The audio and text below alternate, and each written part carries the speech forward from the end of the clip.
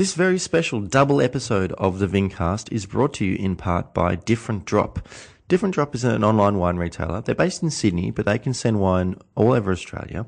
And they only sell Australian wines, but they're finding wines that are a little bit harder to get, ones you're not going to find in the big chain retail stores, because they're made by a lot of the time artisan producers and some really innovative and sustainable producers as well. So previous guests of the podcast and hopefully some future guests, their wines get sold by Different Drop, and they're lovingly curated by the guys. They're put together in a really fun way.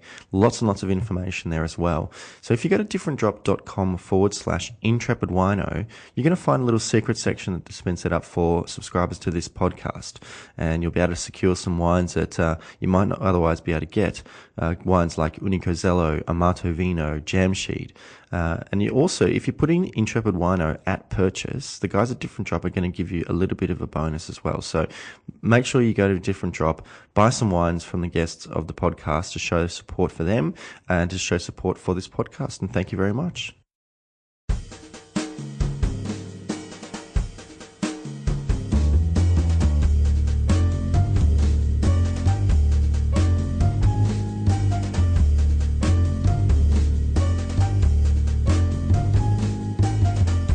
On part A of episode 64 of the Vincast, I chat with Josh Cooper, whose family established Cobaw Ridge in the Macedon Ranges in Victoria, and who has travelled all over the world making wines and is now working on some little awesome projects here in Australia.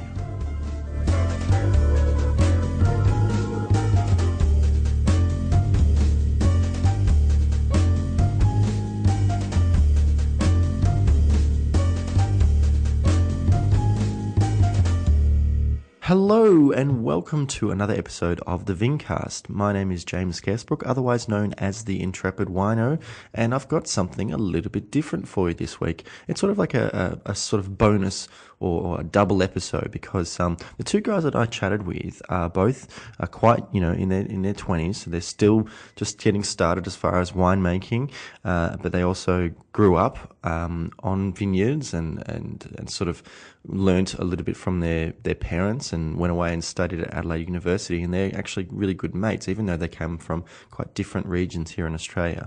So my first guest on, which is part A, I guess, is Josh Cooper, and his parents established Cobaw Ridge in the Macedon Ranges, which is just outside of Melbourne. It's one of the coolest sites, coolest regions in Victoria, and Cobaw Ridge is certified biodynamic, making some really exceptional wines. My guest on the other part, on part B, will be Damon Kerner, whose parents, his dad especially, has grown grapes in the Clare Valley in South Australia for many, many years and planted his own vineyard. And now he and now Damon and his younger brother, they're making their own wines under the Kerner, which is Koerner label, and some really, really exciting stuff. So both of them are kind of, in their side projects, are sort of making some skin contact type wines, oxidation, that really, really interesting stuff. So I had a chat with them, tasted some of their wines, and so if you're listening to this part, please make sure to listen to the other part as well, because some really interesting stuff. Josh, thank you very much for joining me today in the Vincast studio. No worries, thanks for having me. And usually I start every episode asking my guest if, when did wine kind of come into your life, or was it more of an osmosis kind of situation that, did you ever think about not doing wine, for example? I thought about not doing wine, but I don't think I could ever think of anything that I'd rather do than doing wine. Yeah. So... you grew up on a vineyard in a winery. Your parents established a winery. So they established Cobaw Ridge, the northern part of the Macedon Ranges, about an hour from Melbourne. Yeah, and that was 85, 88 was their first vintage when they had me as well. So, okay, a good vintage then. Yeah, exactly. So they planted a vineyard. Yeah, they planted pretty much basically every vine themselves. Did all the trellising, cleared a lot of land. Why did they get into wine? Were they involved with wine before that, and they just sort of wanted to establish their own thing, or was it a bit of a not quite a sea change, but more of a hill change? Kind of. Dad came from a generational family farm in the Mallee, so Okay. was always around agriculture, and they both always wanted to do something on the land, I guess. Mm-hmm. And met nursing in Melbourne. Ended up buying a block, the Cobaw Ridge block, and then working out what they could do with it. Mm-hmm. Eventually settled on growing grapes, and then went, maybe we should make some wine from it. Okay. As well. So it was growing grapes to sell, sort of thing. But commercially not so viable in the Macedon Ranges necessarily. Well, yeah, time. I was just thinking at the time there probably wasn't lots going on in the Macedon as far as vineyards. No, there was. There would have been. Well, there's Virgin Hills, of course, which, funnily enough, Dad worked at for a little while as well. Oddly focusing on Cabernet. Very odd. Granite Hills, just around the corner. Yep. Lou? Yep, Lou Knight.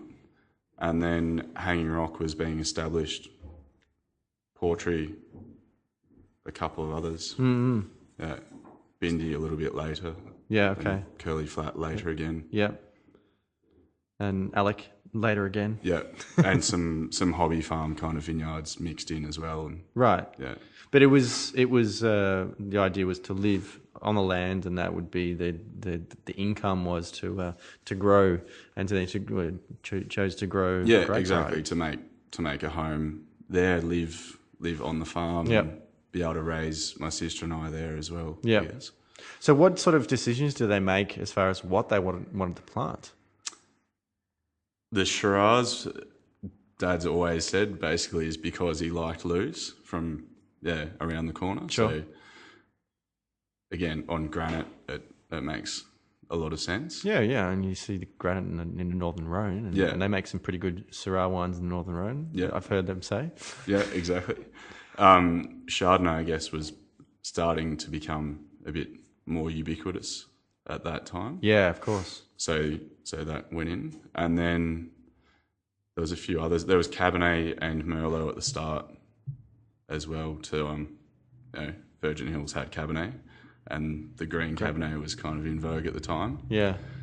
And then Lagrange came later, and Pinot later as well. So Lagrange is an Italian variety, northern Italian variety. Cool climate, but was there really any Lagrange in Australia at that time? There was a family friend, Dr. Peter May, who was he used to be the head of the Burnley Agricultural College. Yeah.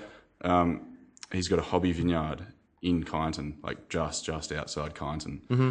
And funnily enough, had some Lagrange from some cuttings that had been imported ages ago in his backyard. Wow. Brought over some buckets of grapes, and Cabernet wasn't really working. Right. So, yeah. And it was just because the neighbouring friends, they had Lagrange. It's like, this is quite good. Yeah. Let's plant some too. Exactly. That was it? That, and then a bit more research into, the climates.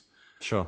Not too dissimilar, gravelly kind of soils, some altitude, it's cooler. Mm-hmm. So, yeah. But one of the things that I love about Lagrange is that it makes exceptional rosé. Was it always going to be to make red wine, or was there any kind of thought about making rosé from Lagrange? There was thought, but more with the intention of red table wine. Sure. I think especially the first two vintages did pretty well at what was the Italian Wine Awards at the time, I think. Mm-hmm. So, they kind of went from there. Right. Okay. Yeah. I know that sort of when I started working in independent wine retail, the Cobaw Lagrange, already had a pretty good rep. The first Lagrange that I discovered in Australia, I think, was Point Leo Road. Yeah, from Mornington. Down in Mornington. Yeah. And that was quite interesting. Again, cool climate. Yeah. But I think the Cobaw, climate, the Macedon climate is much more similar to the Italian Alto Adige, sort of more mountainous, elevated, away from the coast. Yeah. And as far as how they wanted to work the land, what decisions were made there? Like, because Cobaw Ridge is certified biodynamic? Yeah, it's certified since 2012. I think. Right. But initially it was just sort of how everyone was doing it? Not so much how everyone was doing it. I mean, it was converted properly to organics starting in '05, I think. Right. And then, certified organic first and then progressed to certified biodynamic. Right. But from the start, the intention was to use as little amount of chemicals as possible. Right. I guess. So it wasn't... Any particular reason why? Because they're in the vineyard. Like, we were in the vineyard as kids. So, Sure. Okay. From having, especially with Dad's, the broadacre farming background of the family. Of course. I'd go there, see... stuff gets sprayed around everywhere. So that's really interesting, because I spoke to Hunter Smith from Franklin Estate, and they're all organic, and his family had that broadacre farming background, and that kind of fed into his decision to want to work organically in his vineyards. And it's when you're around it the whole time, like that's part of your living environment, really. So, sure. Yeah. So, speaking of, you being in the vineyard, can you think back to some of your early memories of like what it was like kind of being in the vineyards and like having that family sort of working in wine? What was that like growing up? Were you conscious of what wine was, or was it just, did you taste the grapes when you were young?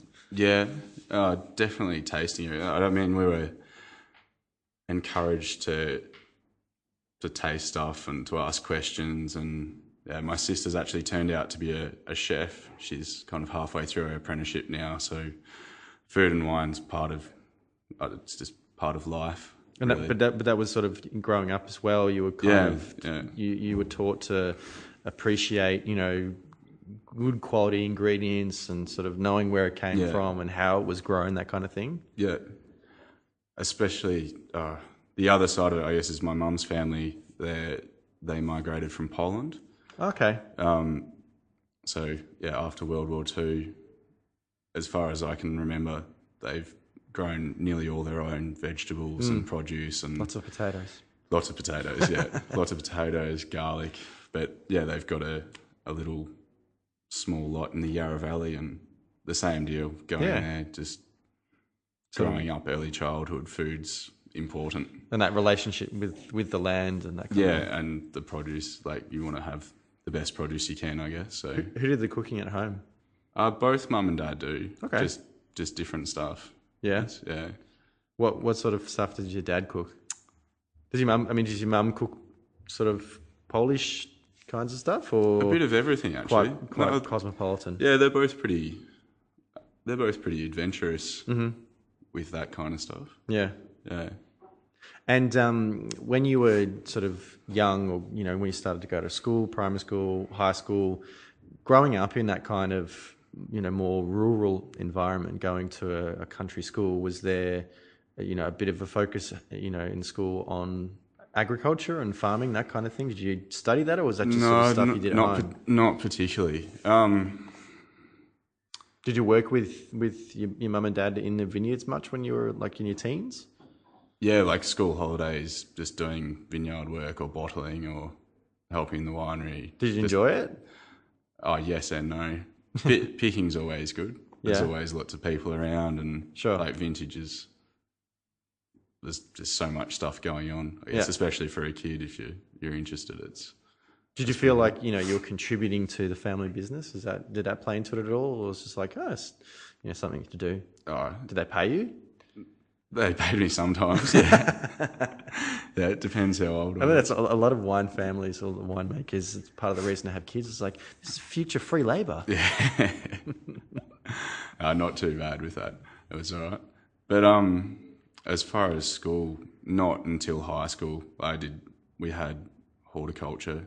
Yeah. That was as close as we got. Yeah. My school did try and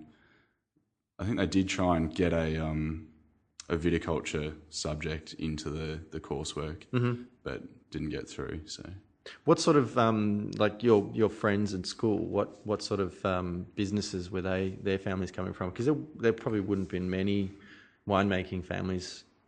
No, until later on. There's a bit of an age gap as well. The Ellises from Hanging Rock, their children are a few years older than me. Yeah.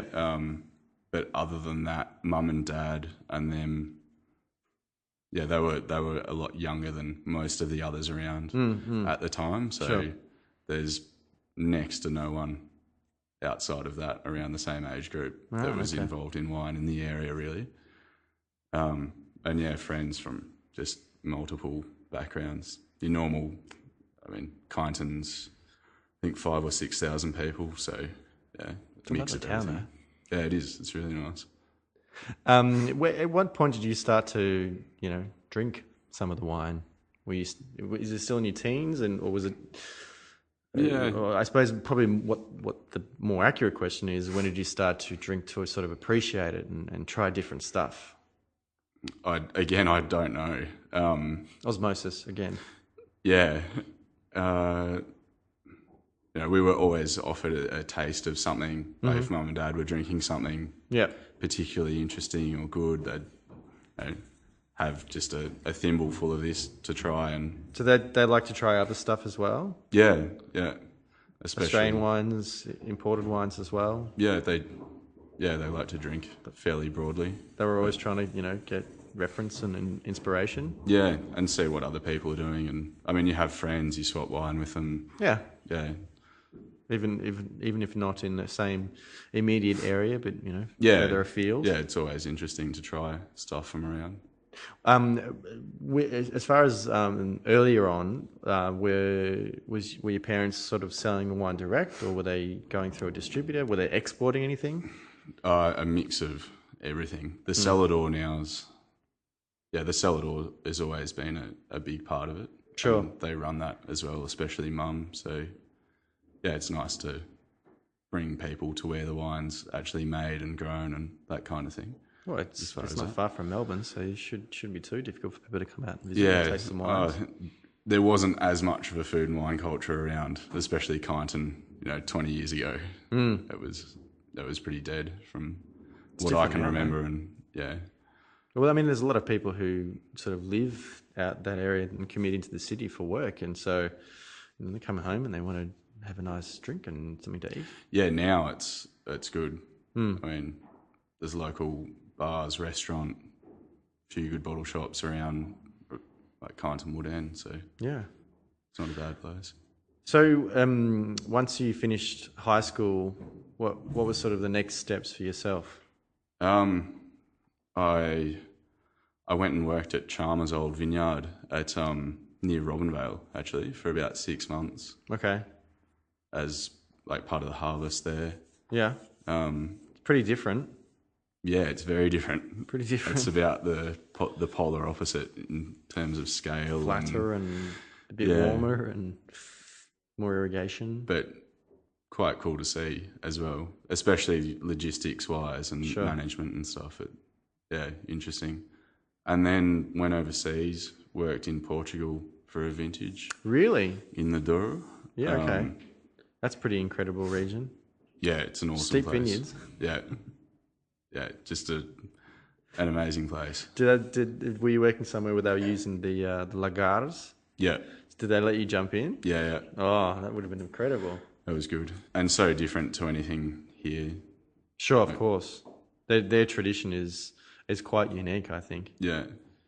And you saw all the different, varieties they grow up there, all the different Tintos and the old field planted, the field blend planted stuff. And so what did you sort of take away from that experience that sort of feeds into, what you brought back to Australia and a Cobaw and then with your projects? From Portugal or? Yeah. It's hard to... Were you quite immersed in the experience and sort of spending time with the locals and eating food, that kind of thing? Yeah, I spent like a month in a winery without leaving, basically, both where I was the only foreigner. So it was well and truly immersed. But I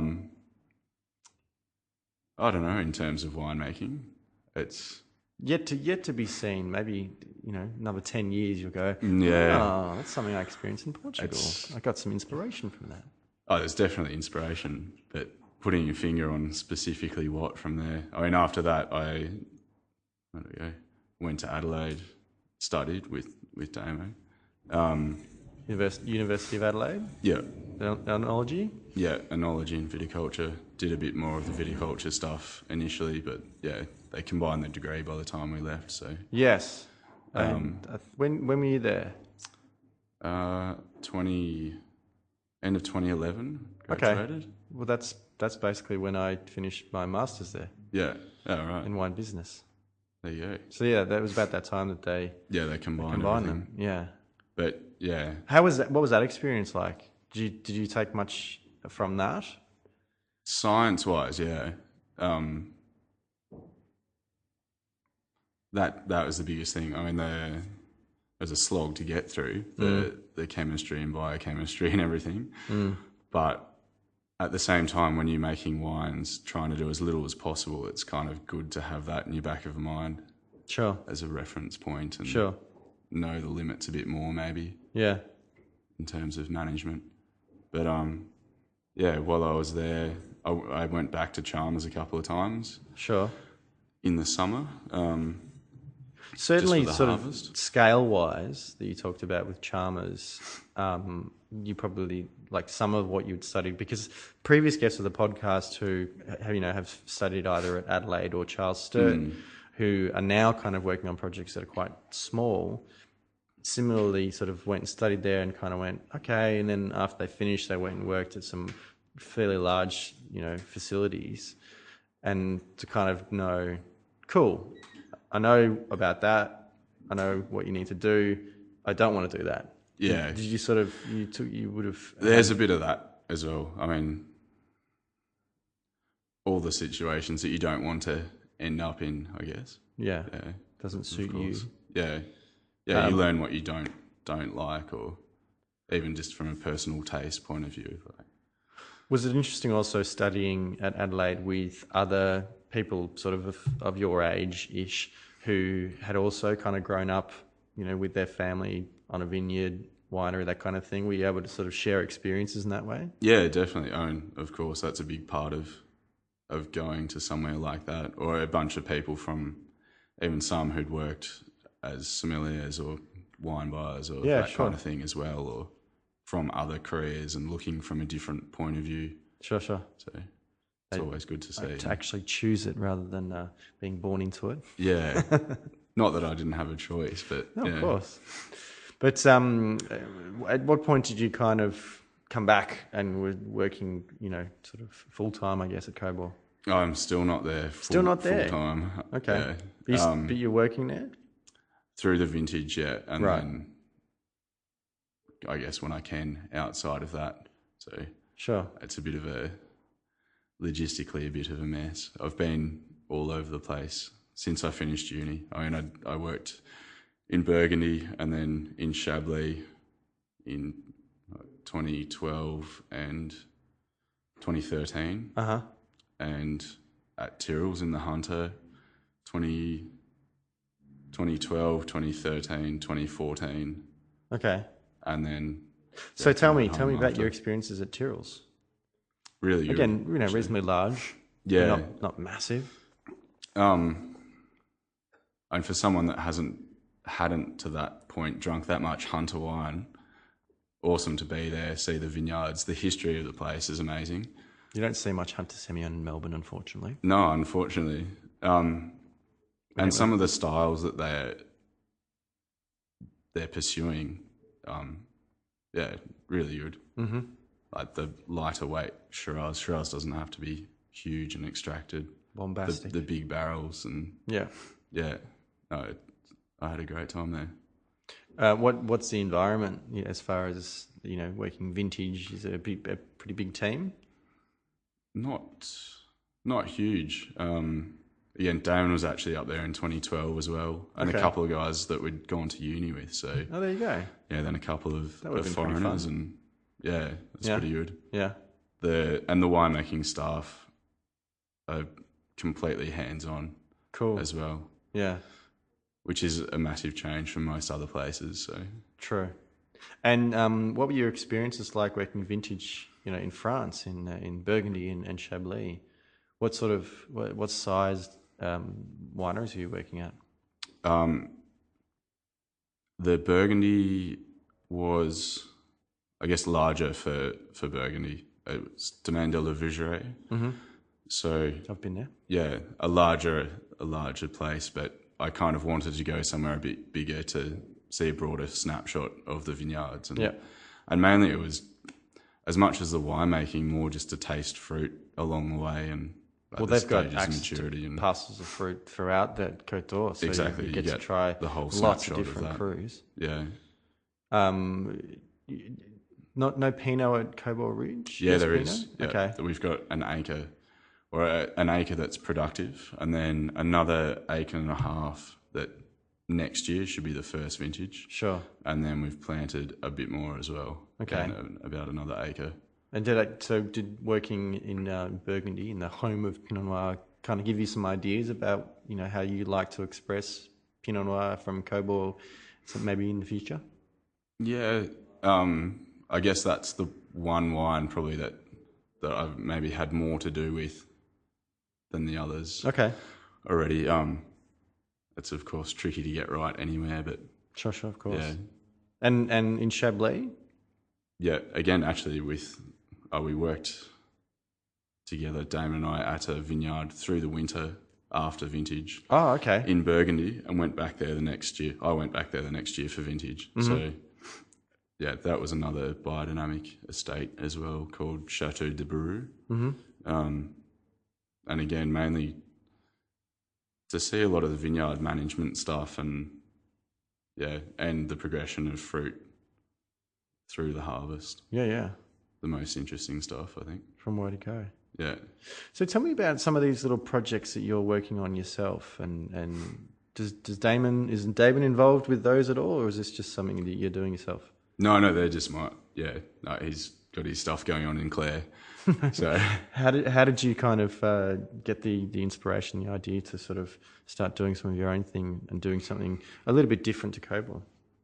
Just out of interest as much as anything. Yeah. I mean, it leaves a little bit more room for experimentation, and there's other. I mean, the Cobaw Ridge vineyard, like I was saying about the diversity of the Macedon Ranges, it's on granite, whereas say now I make some Pinot for myself that's from a basalt derived soil. So just being able to see the differences expressed like that, it's interesting for me anyway. Sure.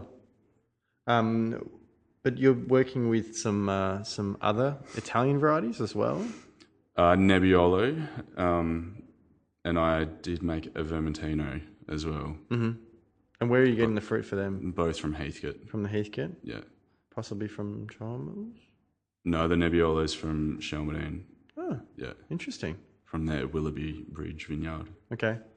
And is it fun to kind of work with fruit from a slightly different climate? Not far. I mean, from where Cobaw Ridge is. Yeah, no, it's not too far from Heathcote. Yeah, it's only about half an hour, and you're in the township of Heathcote. Yeah, but it's completely different. So is it fun to sort of be thinking totally differently? Yeah, definitely. Heathcote's a bit warmer and different soils as well. Yeah, well, the Shiraz. The Shiraz I make's from Tubrac in the very south of Heathcote. So it's actually, the soil's not so different. Yes. Still granite. Yeah. A bit of ironstone as well, though. Yeah. But with some altitude. So it's not, that's the one that's not completely different to the bit of the Macedon Ranges that we're in. Mm-hmm. But I mean, it's a patchwork of different stuff, and it's pretty early on exploring the region. So it's interesting to see. And how are you doing things a little bit differently as far as the winemaking? Like, for example, this very interesting Riesling that I've got in front of me. Tell me about this one. That was from the Tubrac vineyard that I just mentioned. Mm-hmm. That was destemmed, treated very much like a red wine. Okay. A year on skins. Yeah. And then, a year in an old barrel. It's pretty different. Yeah, going down the full-on extracted style of an orange or amber or whatever kind of skin macerated white. And it's got some oxidative characters as well. A little bit, yeah. A little bit. But like kind of, it's funny that, it doesn't have any stems because it kind of has almost like a brambly character for me. Yeah, the Riesling kind of spice and stuff, I think, comes through still. All right. So, what are some future projects you're thinking about doing? Are you going to head back over for vintage in Europe again this year? Probably not this year. I don't have time, unfortunately.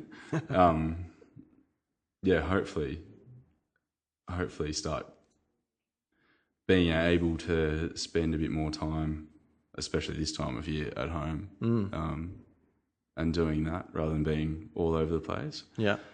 And planting another vineyard. Like I've always wanted to plant another vineyard. I guess that's another reason why I'm making wines from kind of a varied range of sources, just to see what might work, what might not, before actually doing it myself as well. Right. Is the idea to plant in Macedon, or have you got another area in mind? No, I think in Macedon. Okay. The southern end, Tubrac, the southern end of Heathcote. Mm-hmm. Or eventually maybe both, who knows? Yeah. But who knows? Yeah. Exciting. Well, thank you very much, Josh, for joining me on the podcast today. No worries. What are the ways that people can follow yourself? What are your social media handles? Instagram is Joshua Cooper 88. Yeah. Twitter's the same. My website's joshuacooperwines.com.au. And Cobaw Ridge? It's just at Cobaw Ridge, and the same for not Facebook. Instagram and Twitter. Yeah. And then the website cobawridge.com.au. Fantastic. Yeah. Guys, seek out some of Josh's wine. Seek out some Cobaw Ridge wine. They're excellent. Biodynamic wines. They were at Return to Terroir earlier this year with the Renaissance des Appellations. Yeah. Thanks again. No worries. And thank you very much for listening to this special 2-part episode of the Vincast. I have been James Scaresbrook, otherwise known as the Intrepid Wino.